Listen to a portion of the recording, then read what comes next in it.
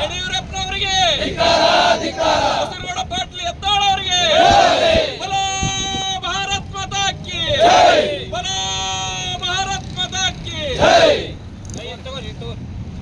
BJP ಪಕ್ಷದಿಂದ ಸನ್ಮಾನ್ಯ ಬಸನಗೌಡ ಪಾಟೀಲ್ ಯತ್ನಾಳ್ ಅವರನ್ನು ಉಚ್ಚಾಟನೆ ಮಾಡುವ ಮೂಲಕ ಇಡೀ ಕರ್ನಾಟಕ ರಾಜ್ಯದಲ್ಲಿ ಪಂಚಮಸಾಲಿ ಹಾಗೂ ಹಿಂದೂ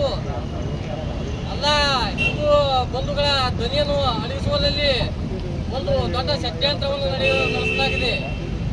ಏಕೆಂದರೆ ಸತ್ಯವಾಗಿ ನಿಷ್ಠೂರವಾಗಿ ಮಾತಾಡುವ, ಪಕ್ಷಾತೀತವಾಗಿ ಹೋರಾಟ ಮಾಡುವ ಏಕೈಕ ವ್ಯಕ್ತಿ ಅಂದರೆ ಅದು ಬಸನಗೌಡ ಪಾಟೀಲ್ ಯತ್ನಾಳ್ ಅವರು. ತಮ್ಮ ಅಧಿಕಾರ ಅವಧಿಯಲ್ಲಿ ಭ್ರಷ್ಟಾಚಾರ ಮಾಡಿ ಅಧಿಕಾರ ವಂಚಿತವಾಗಿ ರಾಜೀನಾಮೆ ಕೊಡುವಂಥ ಪ್ರಸಂಗ ನಮ್ಮ ಬಸನಗೌಡ ಪಾಟೀಲ್ ಯತ್ನಾಳ್ ಅವರಿಗೆ ಯಾವುದೂ ಬರುವುದಿಲ್ಲ. ಅಂತ ಭ್ರಷ್ಟ ಯಡಿಯೂರಪ್ಪ ನಾವು ಮುಖ್ಯಮಂತ್ರಿ ಆದಾಗ ಭ್ರಷ್ಟಾಚಾರ ಮಾಡಿ ರಾಜೀನಾಮೆ ಕೊಡುವಂಥ ಪ್ರಸಂಗ ಬಂತು. ಅಂತ ಭ್ರಷ್ಟರ ಮಾತನ್ನು ಕೇಳಿ ಇವತ್ತಿನ ದಿನ ಪಂಚಮಸಾಲಿಯ ಮುಂಚೂಣಿ ನಾಯಕ ಹಾಗೂ ಹಿಂದೂ ಎಂದು ಕರೆಸಿಕೊಳ್ಳುವ ಬಸನಗೌಡ ಪಾಟೀಲ್ ಯತ್ನಾಳರನ್ನು ಉಚ್ಚಾಟನೆ ಮಾಡುವುದರ ಮೂಲಕ ಕರ್ನಾಟಕ ರಾಜ್ಯದಲ್ಲಿ ಬಿಜೆಪಿಯ ಅವನತಿಗೆ ಕಾರಣವಾಗ್ತಿದೆ. ಇವತ್ತಿನ ದಿನ ಅವರನ್ನು ಮುಂದಿನ ಏಪ್ರಿಲ್ 10ರ ಒಳಗೆ ಅವರನ್ನು ಹಳೆ ಪಕ್ಷಕ್ಕೆ ಸೇರ್ಪಡೆಗೊಂಡು ಅವರ ಕೈ ಬಲಪಡಿಸದೇ ಇದ್ದರೆ ಮುಂದಿನ ಉಗ್ರವಾಗಿ ಹೋರಾಟ ಮಾಡುವುದರ ಮೂಲಕ ಬಿಜೆಪಿಗೆ ಕರ್ನಾಟಕ ರಾಜ್ಯದ ಎಲ್ಲ ಹಿಂದೂಗಳು ಒಳ್ಳೆಯ ಸಂದೇಶವನ್ನು ನೀಡುತ್ತಾರೆ ಅಂತ ಹೇಳ್ತಾ ಈ ನನ್ನ ಮಾತನ್ನು ಮುಗಿಸ್ತೀನಿ. ಜೈ ಕರ್ನಾಟಕ. ನಮಗೆ ಪಕ್ಷ ಮುಖ್ಯವಲ್ಲ, ವ್ಯಕ್ತಿ ಮುಖ್ಯ, ನಮ್ಮ ಧರ್ಮ ಮುಖ್ಯ. ಧರ್ಮದ ಹಾದಿಯಲ್ಲಿ ನಡೆಯುತ್ತಿರುವ ಶ್ರೀಯುತ ವಿಜಯಪುರ ನಗರ ಶಾಸಕರು ಬಸನಗೌಡ ರಾಮನಗೌಡ ಪಾಟೀಲ್ ಯತ್ನಾಳ್ ಅವರಿಗೆ ಈ ಬಿಜೆಪಿ ಪಕ್ಷ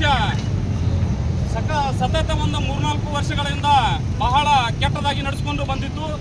ಆದರೂ ಕೂಡ ಅವರು ಯಾವುದೇ ಒಂದು ಈ ನಾಯಿಗಳ ಮುಖ ನೋಡಬಾರದು, ನಮ್ಮ ಸಮಾಜದ ಮುಖ ನೋಡಬೇಕು, ನಮ್ಮ ಧರ್ಮದ ದಾರಿ ಬಿಟ್ಟು ಹೋಗಬಾರದೆಂದು ಆ ಪಕ್ಷದಲ್ಲಿ ಉಳಿದು ಒಂದು ಪಕ್ಷಕ್ಕಾಗಿ ಸತತ 4-5 ವರ್ಷಗಳಿಂದ ರಾಜ್ಯದಲ್ಲಿ ಒಂದು ಹೋದ ವಿಧಾನಸಭಾ ಮತ್ತು ಲೋಕಸಭಾ ಚುನಾವಣೆಯಲ್ಲಿ ಒಂದು ಸ್ಟಾರ್ ಪ್ರಚಾರಕರಾಗಿ ಇಡೀ ಕರ್ನಾಟಕದಾದ್ಯಂತ ತಮ್ಮ ಪ್ರಚಾರದ ಮುಖಾಂತರ ಹಿಂದುತ್ವದ ಧ್ವನಿ ಎತ್ತಿ ಈ ರಾಜ್ಯದಲ್ಲಿ ಒಂದು ಉತ್ತರ ಪ್ರದೇಶದ ಯೋಗಿ ಆದಿತ್ಯನಾಗಿ ತಿರುಗಾಡಿದಂಥ ಬಸನಗೌಡ ಯತ್ನಾಳ್ ಅವರಿಗೆ ಇಂದು ಕೇಂದ್ರದ ಸರ್ಕಾರದ ಬಿಜೆಪಿ ಹೈಕಮಾಂಡ್ ಯಾವ ಒಂದು 4 ಶಕುನಿಗಳ ಮಾತು ಕೇಳಿ ಬಿಜೆಪಿಯಿಂದ ಉಚ್ಚಾಟನೆ ಮಾಡಿ ನೀವು ಬಸನಗೌಡರ ಭವಿಷ್ಯ ಹಾಳು ಮಾಡಲಿಲ್ಲ, ಕರ್ನಾಟಕದಲ್ಲಿಯ ಕೋಟ್ಯಾಂತರ ಹಿಂದೂಗಳ ಭಾವನೆಗೆ ಧಕ್ಕೆ ಮಾಡಿದ್ದೀರಿ, ಬಿಜೆಪಿ ಪಕ್ಷವನ್ನು ನೀವು ನಾಶ ಮಾಡುತ್ತಿದ್ದೀರಿ, ನಿಮ್ಮ ಪಂಕವನ್ನು ನೀವೇ ಕಟ್ಟು ಮಾಡಿಕೊಂಡಿದ್ದೀರಿ.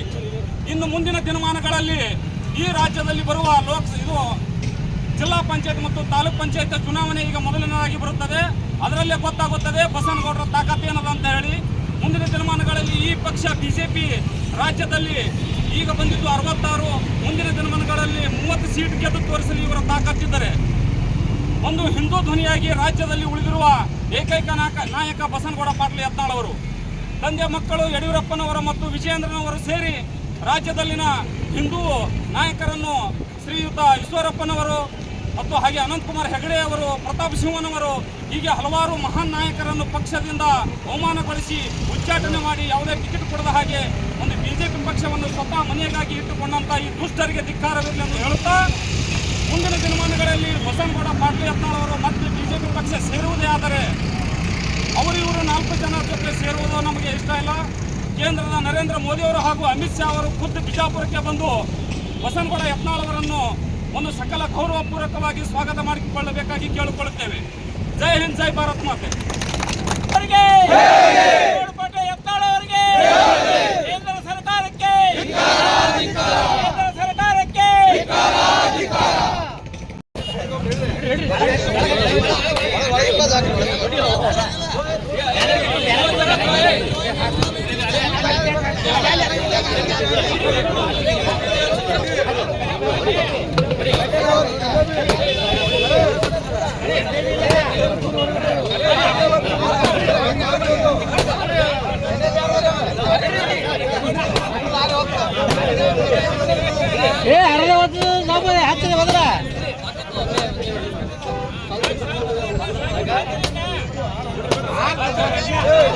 ಸಾಕು ಹಚ್ಚಿರಿ, ಮೊದಲು ಹಚ್ಚಿರಿ.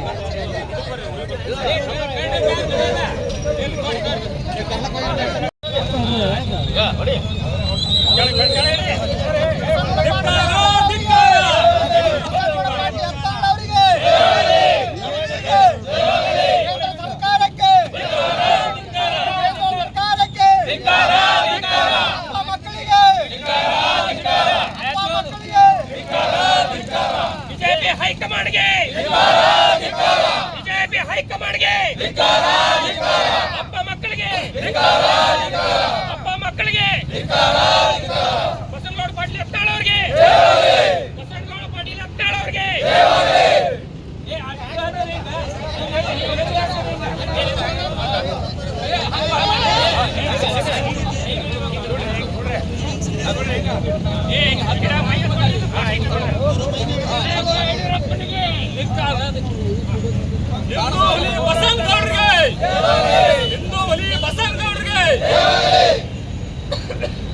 ರಾಜವಂಶಾಲಿ ಹೋರಾಟಗಾರ ಯತ್ನಾಳ್ ಗೌಡರಿಗೆ